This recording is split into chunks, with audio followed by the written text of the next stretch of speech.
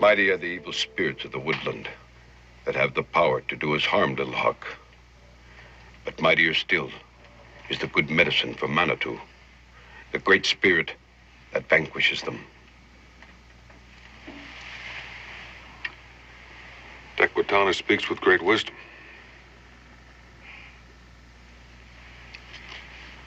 For many moons, there's been war between us, Tequitana. As a blood brother of the Shawnee, as a friend of the Cherokee and the Tuscarora, I say that the white man and the red man should learn to live together in peace. I'm glad that Gabe has finally been able to arrange this meeting between us. The ways of Manitou are strange, Boone. Strange even to the cunning of Tuscarora. It is not given to us alone to understand these. What remains mysterious to us may be knowledge to the white man. That is why I call you here today. The white medicine man. He is still in Boone's burrow. The white teacher, Pickering. It is Tequitana's wish to place his son in the white man's school. To bring friendship and understanding between white man and Tuscarora. Lil Huck should be armed with both Tuscarora wisdom and white man knowledge. Your face darkens, Big Turtle. It is not your wish to bring understanding between our people? As Tequitana bears witness, that has always been my wish. But my heart remains troubled. The white men of the settlement have often shown anger toward the Tuscarora, and the Tuscarora toward the whites. Even the small ones of school age, both red and white, are not without anger. I wouldn't want anything to happen to Little Hawk, for that would destroy all chances of peace between us. Little Hawk could stay with you, Boone. We'd be honored to have him. Then it is decided. Little Hawk will go with you now to attend school with the white man. Farewell, my son. Stand proud. Listen wisely. I know you will not disgrace us in the school of the white man.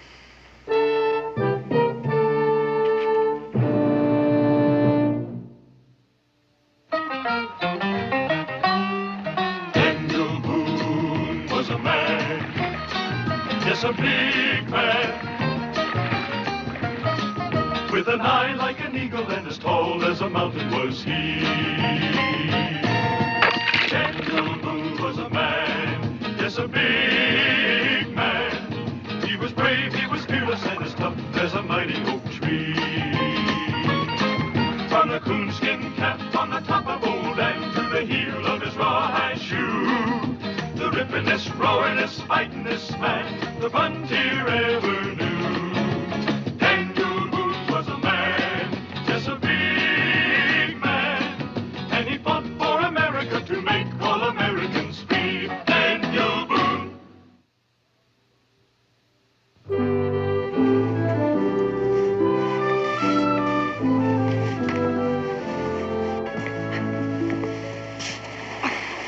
What'd he say? Well, he didn't say no, and he didn't say yes. What do you mean he didn't say yes or no? Well, I guess what I'm trying to say is I didn't ask him. You didn't ask him? Oh, Dan, that boy's expecting to go to school tomorrow. I know. Daniel Boone, you march right back to that schoolhouse and tell Amos Pickering he has another pupil.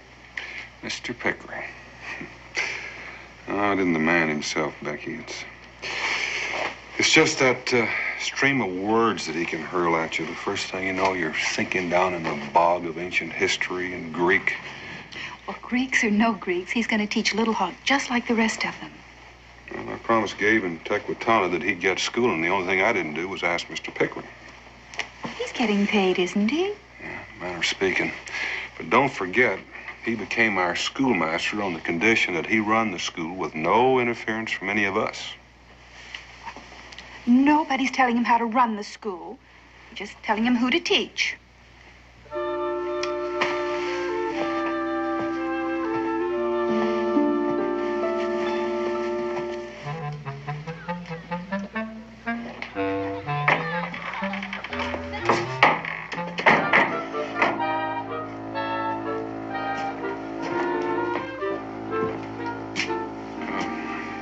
Pickering.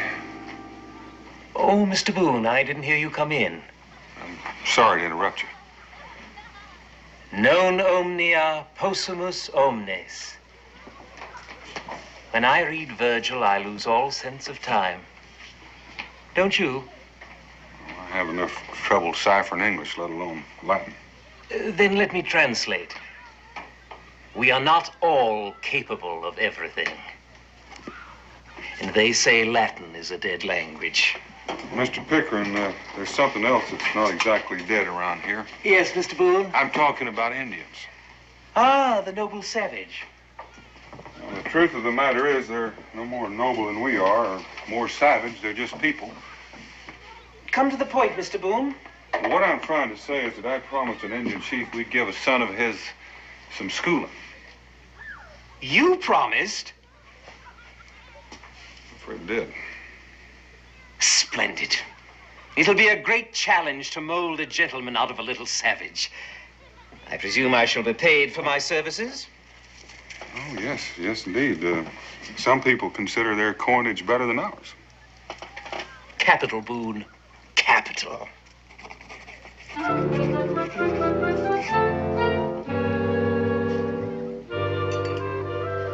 Good breakfast, huh, Little Hawk? Yes, very good. Think you like Whiteman's food?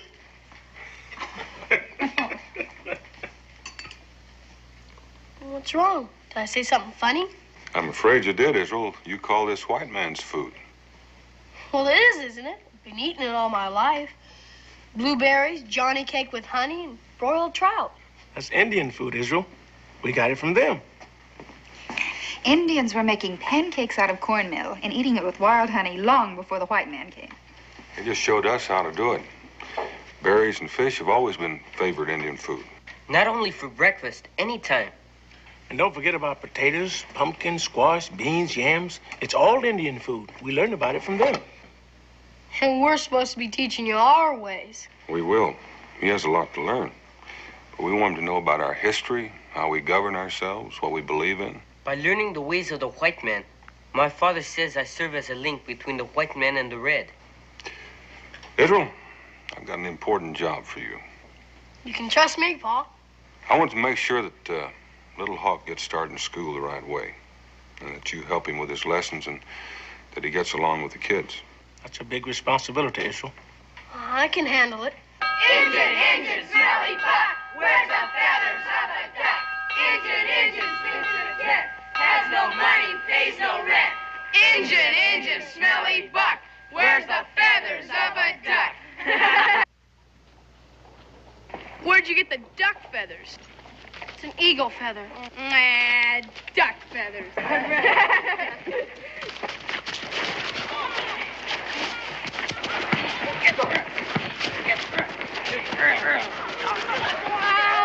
Stop it! Stop it this instant! Get up. Get up, all of you. Stop this. You know I never permit violence in my school. If there is to be any violence, I shall administer it. There wouldn't have been any trouble, sir, if that engine hadn't showed up. Yeah, we don't want any redskin kids in our school. And Israel Boone brung him. Brought. It's brought. Now, I shall decide who attends my school. All of you, march.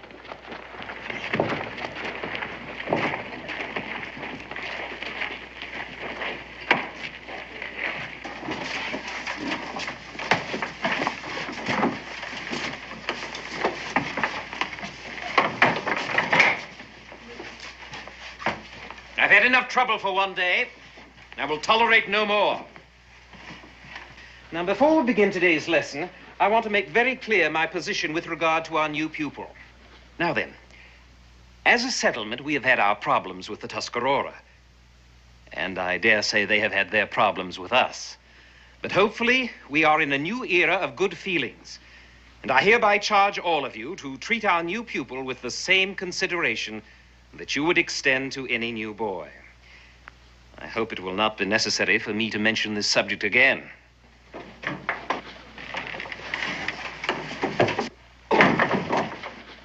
Oh, Mr. Boone. Well, excuse me, Mr. Pickering. I didn't mean to interrupt.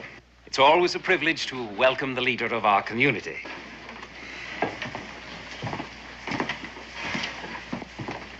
Thank you. I just thought I'd stick my head in and see how things were going. Splendidly, Mr. Boone. Splendidly. Did you think otherwise? No, sir. Little Hawk's father is aware that the schoolmaster must be paid monthly for giving education in wampum or white man's goods. That's correct. Payment in advance. 1 pair of moccasins. To comfort your feet. 1 dried fish. Good to eat. Last many weeks. 1 bear claw necklace. A necklace of bear claws? To wear on festivals and holidays. But bear claws? Well, as you say yourself, Mr. Pickering, each pupil according to his ability to pay. Yes. It's Little Hawk's most cherished possession. He killed the bear himself. It must have been a very large bear. In his tribe, it's a part of the test of manhood. How'd you kill him? With a spear. Well, that took great courage. You had to get quite close. All right, class, resume your seats.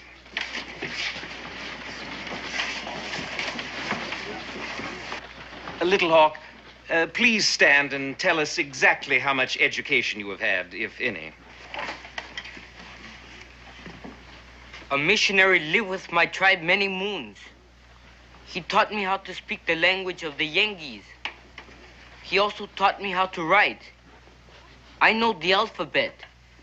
A, B, C, D, E, F, G.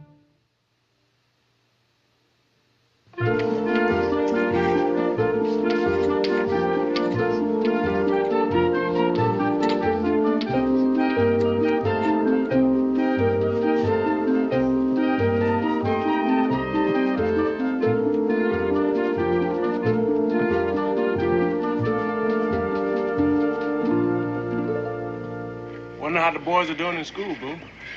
Oh, I reckon they've had time to settle down. Angel never was much of a scholar, but he's taken to it without too much respect. At least he's never made a ruckus. As for Little Hawk, I reckon he's had time to get used to the routine, settle down. Wouldn't surprise me to learn that he fits in just like a hand in a glove. All in all, I'd say things couldn't be much better. Now then, the lower grades will write 3 verses from Mother Goose, from memory. Watch your penmanship. The middle grades will work out these problems in arithmetic at your desks. And the upper grades will write a brief description of the conquest of the Persian Empire by Alexander the Great. Yes, Little Hawk? Something you don't understand? No, I understand what is to be done. I am puzzled about something else. In regard to what? Alexander the Great. And why is that subject your concern? Because I've sat here for many days, listening to you speak of him and of other great heroes of the white man. I have been here for almost 1 week. I've heard the teachings of the white man, his laws, his customs, his ancient kings, his heroes. The past is the key to the future. The Indians also have laws, customs, heroes, battles, traditions, and tales of ancient days. Go on. Why do you not teach of the great Indian hero, Hiawatha, a Mohawk who united the 5 Iroquois tribes? Are you quite serious? If the red man is to learn the white man's ways, surely the white man should learn the ways of the red man. This is preposterous. My father is a wise man. He has said, understanding is a path that travels 2 ways. Yes, Joe, what is it? It sounds like a good idea, Mr. Pickering. It'd be a lot more interesting learning about Indians than about those old Romans and freaks you told us about. Greeks, not freaks. And studying the classics simply cannot be compared with learning the habits and superstitions of primitive savages. But the Indians have taught us an awful lot about... Enough! Let there be an immediate end to this discussion. It is my position that schools are not supposed to teach white children about Indians. It has never been done, and I see no point to it. Now, get on with your lessons.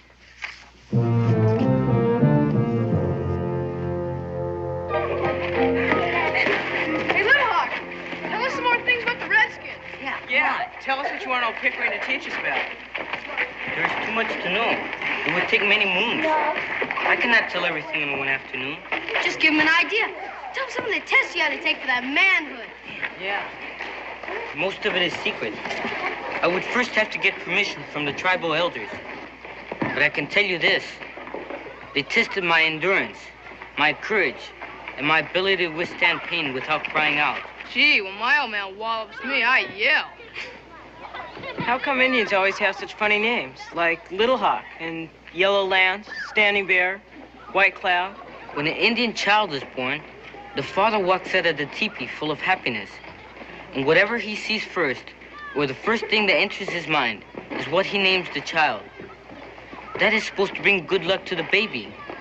When I was born, my father saw a little hawk. When the child grows up, he can choose another name if it pleases him. I wish I was an Indian. I'd sure call myself something besides Jonathan. Hey, tell us something about your medicine man. His most important job is to cure sickness. We call him shaman. The family of the sick person must pay him in advance to make the cure. But there's one great difference between the shaman and the doctor of the white people. What's that? If the patient dies, he has to pay back the fee. The shaman can also change himself into an animal, talk to spirits, travel to the other world, make rain, foretell the future. Oh, we don't have a doctor like that, do we? Gee, I never reckoned there was so much to learn about Indians. Excuse me, Indians. I'd sure like to learn about that stuff a lot more than about old Julius Caesar and King George III. We all agree about it. Thing is, how do we convince Pickering to teach it in school? Tell you what we'll do. I'll get some of the other guys. Think about it. And after supper, we'll meet in the old cave. See if anybody thought of anything.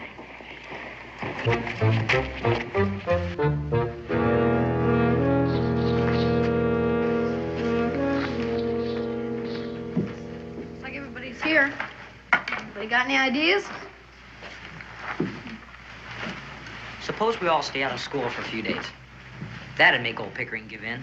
Nah, that's no good. Then our folks will paddle us for not going. Yeah, they'd give us extra chores if we're not in school. Yeah, that's right. Hey, look. We want old Pickering to start teaching us about Indians, right? Sure, we've already decided that. And we're sore because he won't do it, right? Joe Higby, will you stop telling us stuff we already know? What you don't know is we got us what they call a grievance. What's a grievance? It's something that ain't fair. Grievances are what the Patriots had at the First Continental Congress. We learned about it in school. Hey, that's right. Yeah, it kind of stuck in my mind at the time because I had a grievance that we had to learn about all them grievances. Well, anyway, remember what the delegates did at the Congress?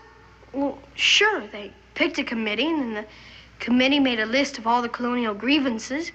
And they presented it all to the king in form of a petition. That's what I'm talking about. What are you talking about? Petition to Pickering. Hey, that's good. Well, if the Patriots who started this country can do it, so can we. Pickering will have to give in. He's the one who told us about it.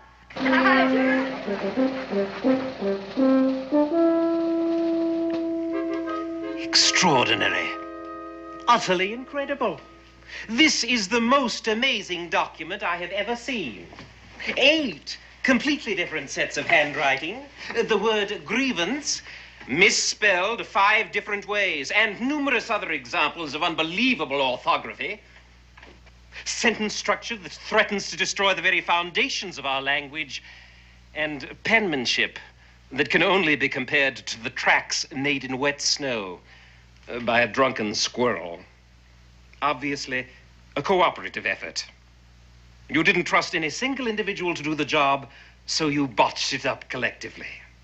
The technical aspects of this document notwithstanding, I am deeply impressed by the concept of the petition, also by the sentiments expressed herein. I wish to compliment all of you on the approach you took. However, this school is not the Continental Congress, and I am not King George. And much as I may be in favor of a democracy, no school can be run like one. A school is a place of learning where the schoolmaster has absolute power to decide every aspect of the curriculum. And so, my dear young pupils, I know it will grieve you to hear this, but your request to begin a course of Red Indian studies is hereby denied.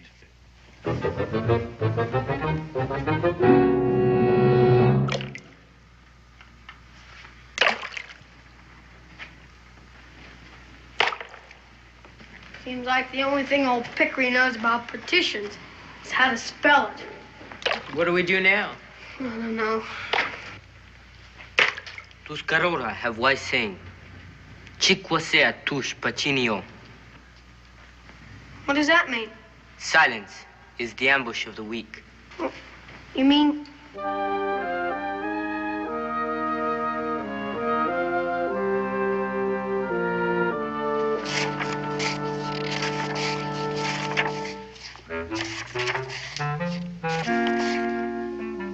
You haven't done your homework.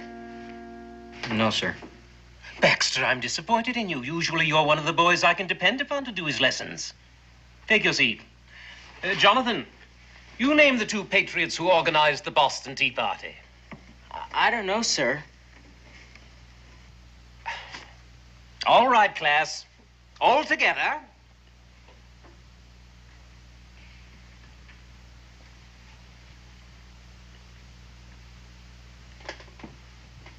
This is most unusual. Doesn't anybody know anything?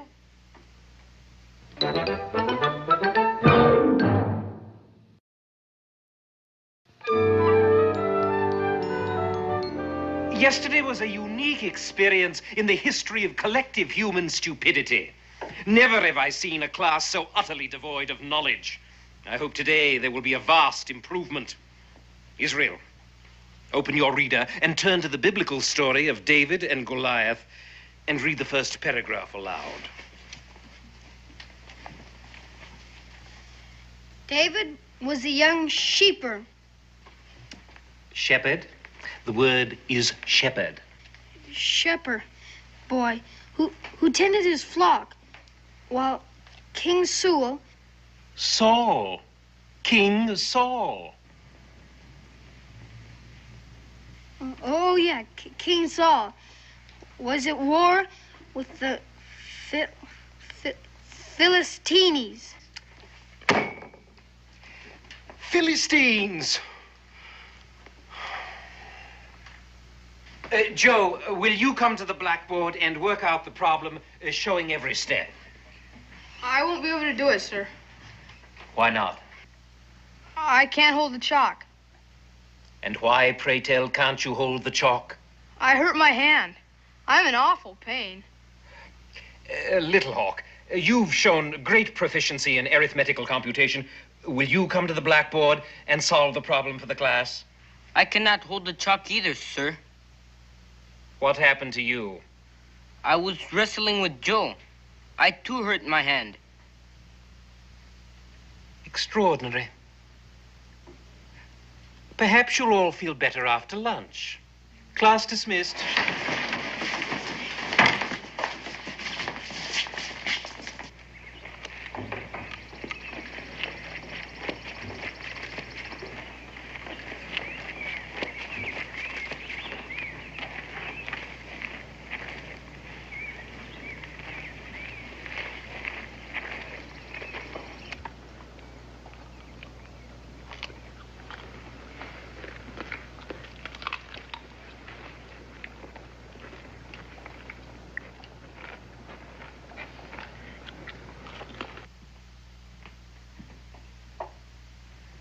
Well, class, now that our jolly lunchtime recess is over, let us get back to work.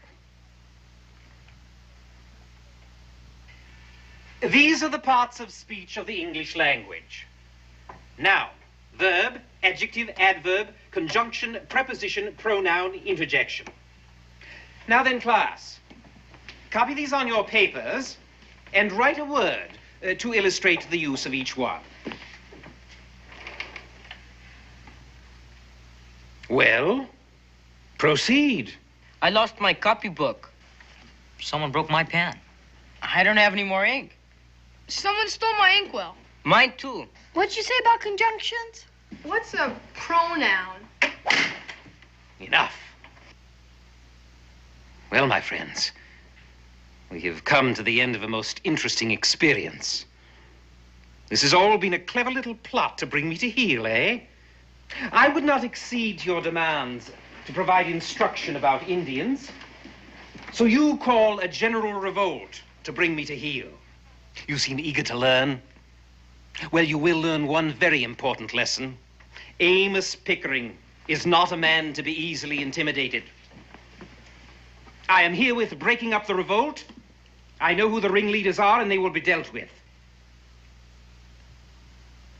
Israel Boone, you will proceed to the woodpile and chop wood for the classroom stove. A 3-month supply will do for the start. Little Hawk, my wily redskin antagonist, you will secure whitewash, a bucket and a brush, and proceed to paint the schoolhouse and the fence.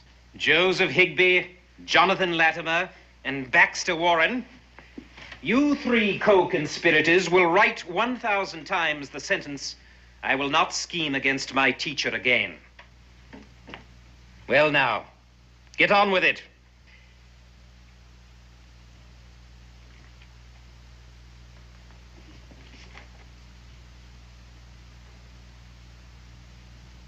Perhaps you did not hear? We heard you, Mr. Pickering. And we're not going to do it. We're not going to be disciplined for doing something that we believe in. Indeed.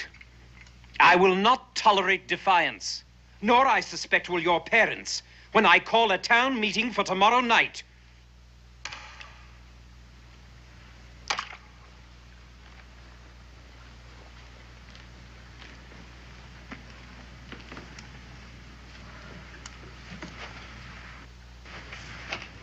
White brothers, it gladdens my heart to see how much you try to help.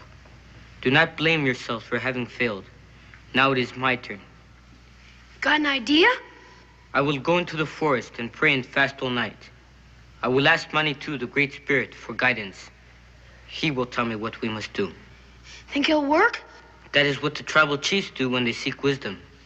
Well, I'd like to go with you, do all that stuff.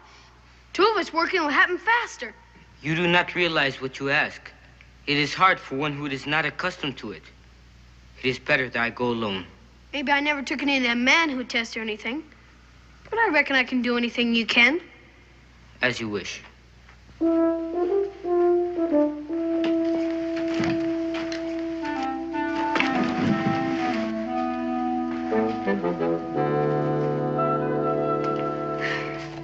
It's a frost in the air tonight, boys. You sure you're not going to eat some more cover?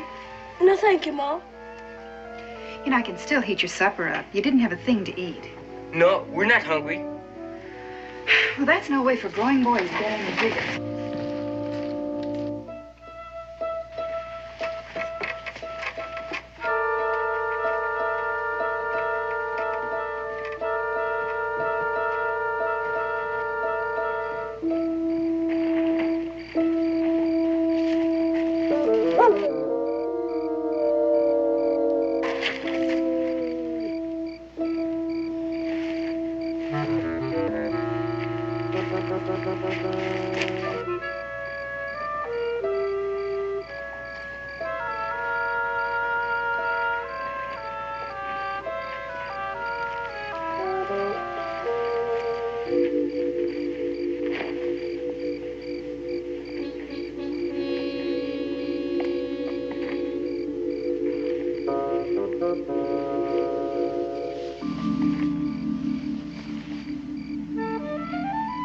What are you doing? It's freezing out here.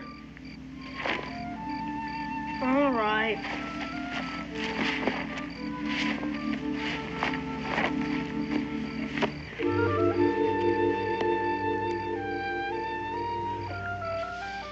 We have to put on war paint? All Indian paint is not war paint. We paint our bodies and our faces for different reasons. and in different ways. This is ceremonial paint.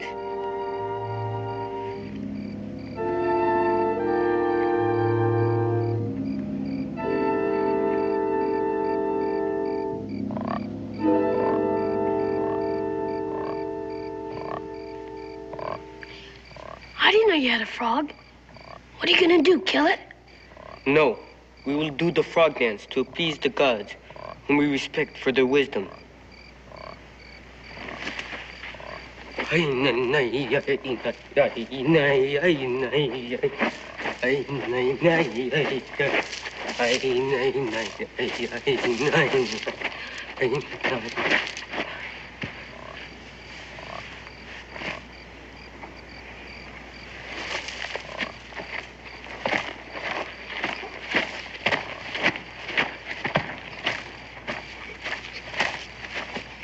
Can I keep dancing? Keeps me warm. Just ask him.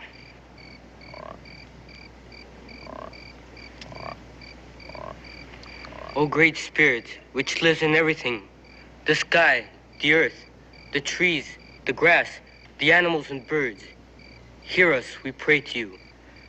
Help us in our needs. Tell us what we must do to soften the heart of Pickering. Send us a vision.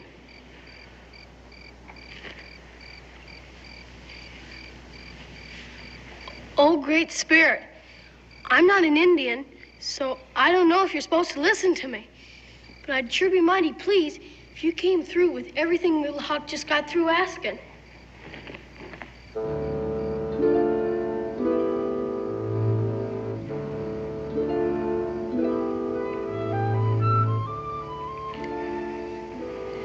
Sure is kind of cool out here.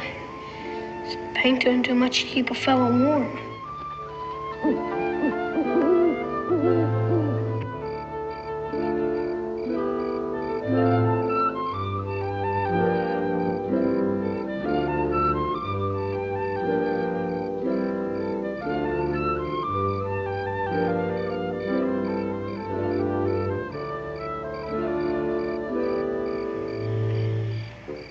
Sitting out in the night air sure gets a fella's appetite up.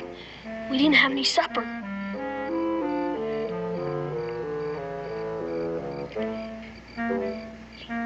You know what I do when I'm hungry at home in the middle of the night? I get up and I have a snack. You must continue to pray. I'm praying. Praying I had some food. It is important to refrain from eating. Only by fasting and praying will the Great Spirit help us.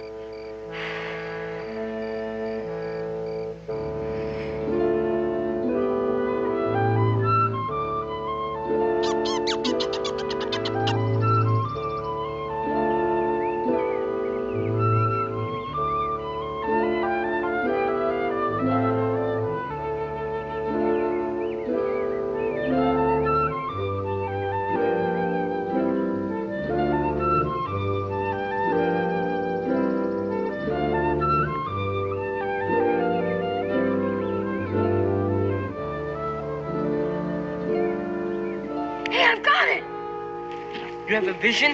I reckon I do. The Great Spirit of the Indians talked to me. I know just what to do to put the pressure on old Pickering. What is it? Tell me. I'll be glad to tell you right after breakfast. Oh, thanks a lot, Great Spirit. Come on.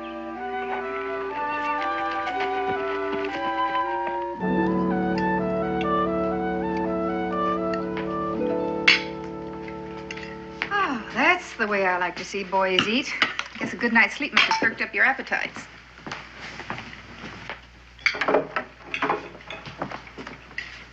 Pedro, would you come out here a minute? Sure, Pa.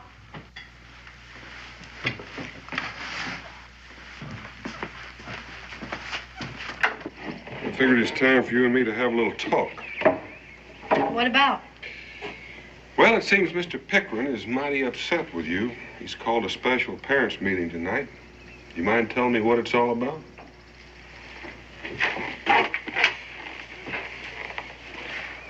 Fact is, I don't like school anymore.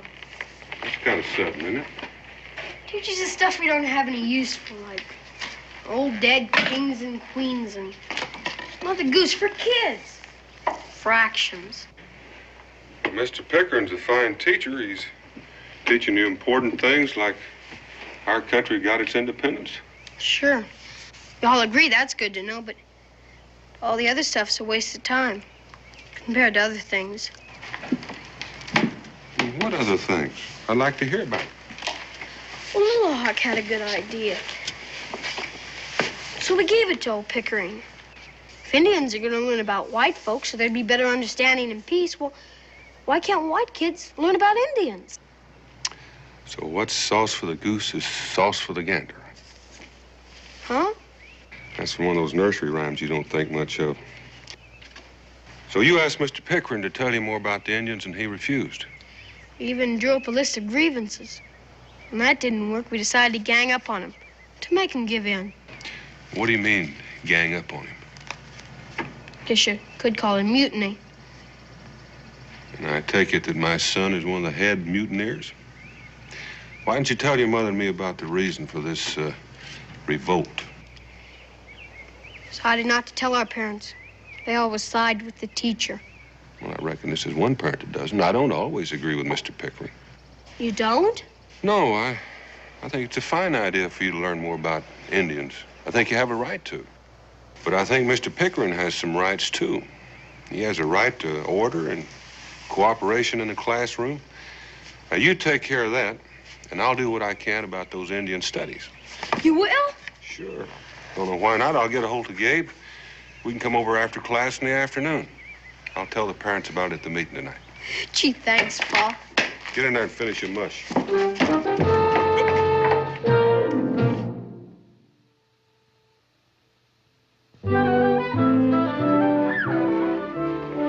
What, you stay up all night and fast and pray? Sure we did. Did you get a vision from the Great Spirit? He did. I thought of a great plan. But we won't need it now. Why not? Because we're going to get all we want. I talked my Pa into it. How do we know we can trust him? You saying you can't trust my Pa? I'm saying you can't trust any grown-ups. Not when they're all together. Well, I guess we're just going to have to attend that town meeting tonight. And I confess that I am completely powerless to cope with such insurrection. Since the situation is so critical, I put it to you. You parents are the only ones who can deal effectively with your own children and crush this odious threat to the very existence of our school. I say without trouble making young'uns need is a good tannin. I think it's the only way to learn them respect. That's We've heard from Mr. Pickering, and no doubt he's been sorely put on, and we've also heard from Mr. Higbee, and I can see that most of you favor his notion. Maybe our kids have gone about this all wrong, but their hearts were in the right place, and they want what we all want, peace with the Indians. And they think maybe that'll be easier to come by if they know more about them. Now, I think I have a way that we might be able to avoid Mr. Higbee's idea of a workout in the woodshed and still satisfy our schoolmaster and the young'uns. Now, why don't Gabe and I teach a class in Indian studies after school? That way, the young'uns would be getting what they want. Mr. Pickering would be getting what he wants, control, and everybody else could be happy. I don't know about you folks, but I can't spare my boy for extra class time. I'm a widow, and he's got to help with the chores. I can't spare mine neither.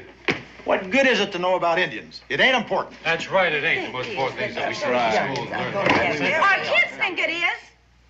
Well, maybe we ought to listen to them for a change. Now, all they need to know is reading, writing, and arithmetic. Now, that's what school is for. That's right, and that's what we should be. Let's put it to a vote. Ladies and gentlemen, there will be no vote.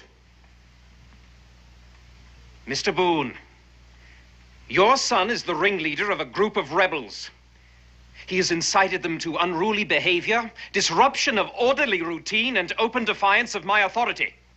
And you, sir, have the temerity to propose teaching my pupils a subject I have decided was non-essential. By so doing, you also are undermining my authority. Under the circumstances, I have no alternative but to resign immediately. And you, sir, if you so ardently wish to become a teacher, can take over the entire school yourself. You can't leave. We'll find somebody else. Because schoolmasters are harder to find than feathers on a fish. We'll be months looking for another teacher. And all that time, our young'uns ain't got no school at all. There's nothing to do except go ahead with plan. Well, you know, when the parents of Boonesboro get all riled up, they certainly can turn the air blue, and you've blistered me pretty good. I feel that the kids would have benefited from Indian studies, but maybe you're right, and certainly regular school studies come first, and I wouldn't want to lose Mr. Pickering. So, I'll just withdraw my suggestion. Yeah. A wise decision, Mr. Boone. We all thank you. Now then, let's get on to other problems. We will have more pupils in school next year. We need to expand the schoolhouse, buy additional supplies. So if we set up a community fund and all the families that have a child in school contributes to it, we'll have enough easily to get our supplies.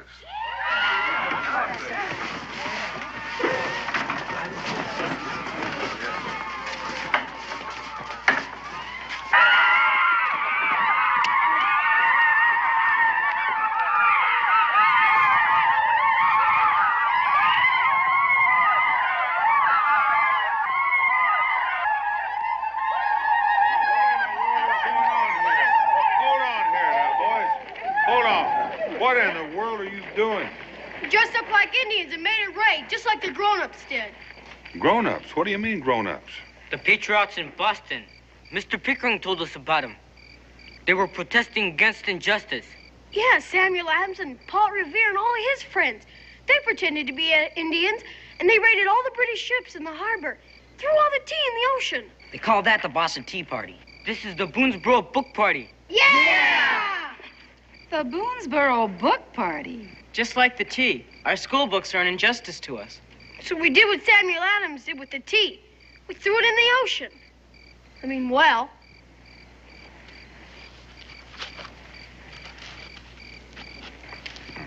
Well, Mr. Pickering, you're a real good teacher. These young'uns have learned their lessons real well. But that was a rather drastic way to show your feelings, wasn't it? Just did what we reckoned was right, Pa. We had courage of our conviction, which you say people should always have. Just following your advice. Perhaps my pupils consider me a harsh man, but I am also a fair one.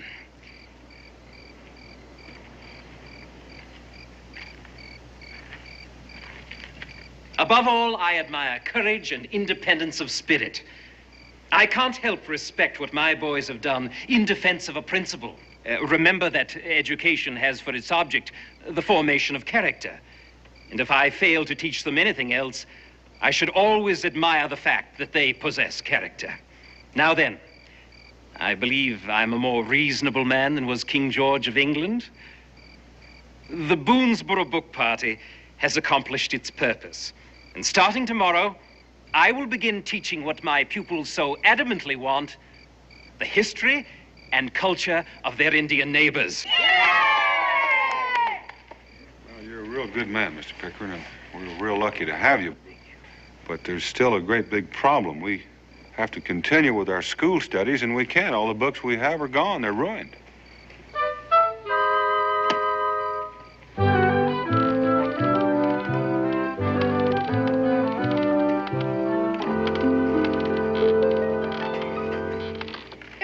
Pa. We made sure they'd be all right. So before we put them in the bag, we wrapped them in waterproof oilskin.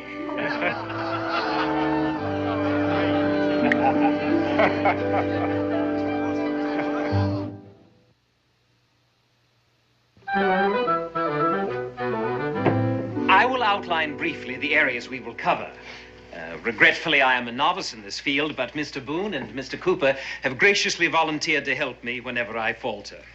You might just say we're visiting professors. Only you won't have to pay us in dried fish or bear claw necklaces.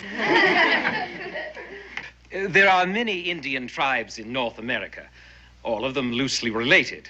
but their languages, customs, and traditions differ greatly. And because the subject is so vast, it's best that we concentrate on those tribes in our part of the country. You're going to learn about Indian handicraft. As Little Hawk knows, the Indians are great pottery makers and basket weavers. And I'll teach you about this picture writing, which tells about their customs and legends. We'll cover Indian government, their political organizations, their treaties, their laws. It may come as a surprise to many white people, but the 5 nations of the Iroquois Confederacy, the Mohawk, Oneida, Onondaga, Cayuga, and Seneca, are very advanced politically. They have elected representatives, and they meet in a council house somewhat like our Congress. I reckon I'm going to help Mr. Pickering tell you about Indian heroes. Pontiac, the chief of the Ottawas.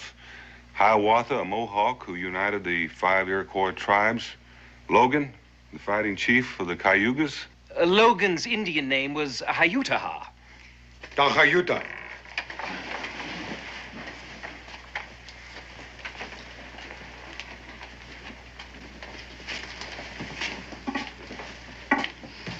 Do not feel badly. To an Indian, the name Pickering is just as difficult. I have been listening to your words, and to those of Boone, and to the mighty chief of the Blackskin, Kanawachakahu. I did not send my son to the school of the white man to learn about the ways of the Indian. Well, Chief, the way it's working out, we're learning from one another. You have filled my heart with gladness for what you have done for Little Hawk. Thank you. But now, I have come to take my son with me. Must he leave now? It's time for the tribe to move on. They have to go where there's fresh game. We will come back in 6 or 7 moons. Can't you stay behind? I have passed the test for manhood. I must do my share of the hunting. Little Hawk. There will always be a place for you here. Until you come back, keep this with you. It is good medicine. I will keep it to ward off the evil spirits of ignorance.